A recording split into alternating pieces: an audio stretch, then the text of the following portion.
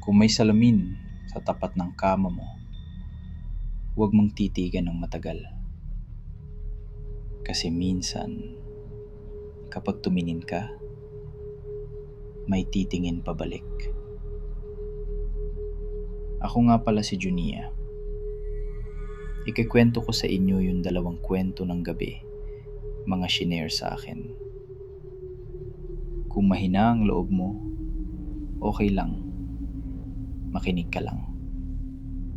Story 1. Haunted Mirror sa Salon. Si Dina ang nagkwento nito. Nagtatrabaho siya sa maliit na salon.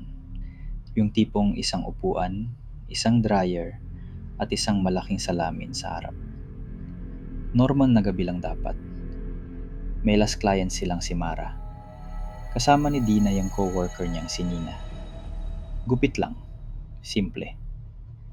Pagkatapos ng client, nagsara na sila. Pinatay yung ibang ilaw. Yung natira, maliit na ilaw sa counter. Habang naglilinis si Nina, napansin niya yung salamin. Parang may smudge sa gitna. Parang daliri na dumampi. Sabi ni Dina, "Punasan mo na." Lumapit si Nina. At nung hinaplos niya yung salamin, sobrang lamig. Hindi yung lamig na galing sa aircon. Lamig na parang yelo. Pero nasa loob ng balat. Tapos, may amoy na biglang sumingaw. Sabi ni Nina, "Ate Dina, naamoy mo?" Tumango si Dina. Doon pa lang, gusto na nilang umuwi. Pero may naiwan pang buhok sa sahig. Tinapos muna nila. Tahimik ang salon. Pero yung katahimikan, parang may nakikinig. Nung itatabi na ni Dina yung cape ni Mara, napatingin siya sa salamin. At doon, may nakita siyang mukha sa likod niya. Akala niya si Nina.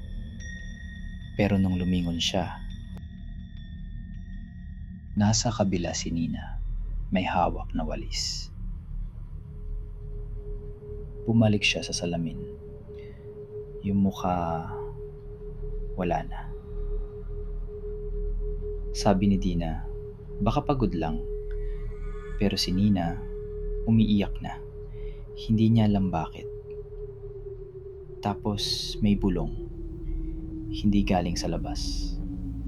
Parang galing mismo sa salamin. Tingin. Tingin dito. Hawak ni Dina yung braso ni Nina. Huwag kang titingin. Tara na.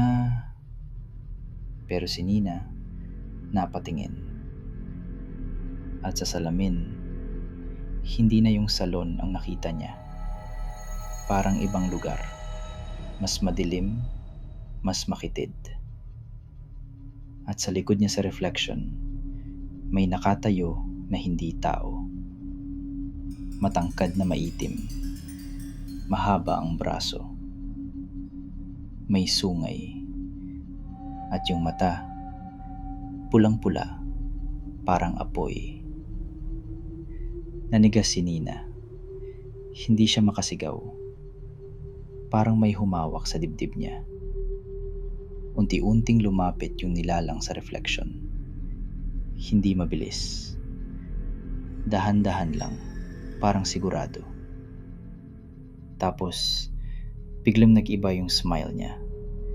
Sabi ni Dina, "In Jesus' name." Paulit-ulit. Hindi niya na alam kung tama yung salita. Basta lumalaban siya. Kinuha ni Dina yung tela at tinakpan ng salamin. Hinila niya si Nina palabas. Lock yung pinto. Tumakbo sila sa kalsada. Pagdating sa maliwanag, saka lang nakahinga si Nina. Pero sabi niya, may pakiramdam siya na may naiwan sa loob ng salamin. Kinabukasan, bumalik sila kasamang may-ari. Tinanggal nila yung tela. Walang tao. Normal ang salamin. Pero sa ilalim ng salamin, may 3 marka ng kuko sa frame. At bago sila lumabas, may narinig si Dina. 3 katok sa salamin. 1, 2, 3. Tapos may bumulong. Bukas ulit. Pero hahatakin na kita dito sa loob. Nung narinig ko yung kwento ni Dina, ang una kong naisip, baka stress lang o sadyang may sumpa ang gamit sa salon. At nung gabing yun, may nag-message sa akin tungkol sa isang lumang bahay. Sabi niya, Junya, pag pinapatay namin ang ilaw, may nagpaparamdam sa cabinet.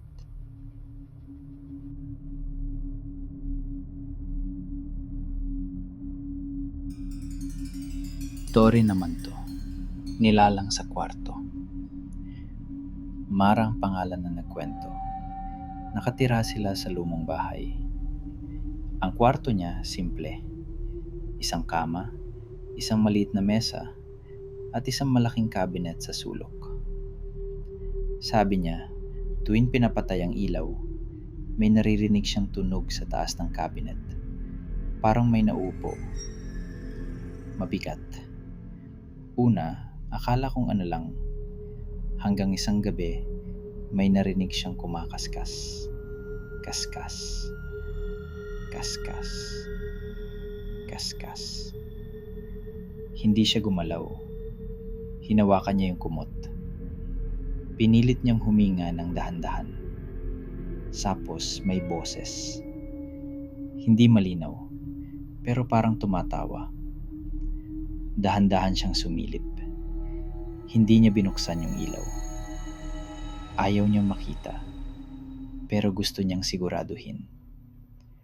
At sa taas ng cabinet, may nakita siyang maputing katawan. Mahaba ang braso at binti. Balingkinitan ng katawan. Tapos, bumaba yung kamay. Sobrang haba. Parang kayang abutin ng sahig. At dun niya nakita yung mukha. Walang ilong. Bibig na puno ng matatalas na ngipin. Yung dila nakalawit. Nanginginig siya. Gusto niyang sumigaw. Pero parang may pumipigil sa lalamunan niya. Lumapit yung nilalang. Hindi mabilis. Dahan-dahan. Parang gusto niyang maramdaman muna yung takot. Tapos, biglang bumigat yung hangin. Parang may umupo sa dibdib ni Mara. Doon na niya naisip ang pangalan ng Diyos. Sumigaw siya. Lord, tulungan mo ako. Biglang nawala yung bigat. Parang natanggal yung tanikala. At nung binuksan niya yung ilaw, wala na yung nilalang. Pero sa leeg niya, may mga pasa. Parang daliri, mahaba. Tiningnan niya yung cabinet. May mga kalmot sa gilid. Simula nun, may rule siya. Hindi niya pinapatay ng buo yung ilaw. May maliit na lamp lagi. At hindi siya natutulog mag-isa. Pero isang gabi, nag-brownout. Walang ilaw. Tahimik. Tapos narinig niya ulit. Kaskas. Kaskas. Kaskas. At sa dilim, may boses. Halika laro tayo.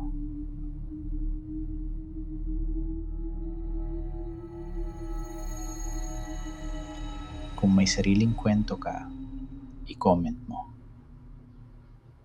Basahin natin sa susunod na gabi.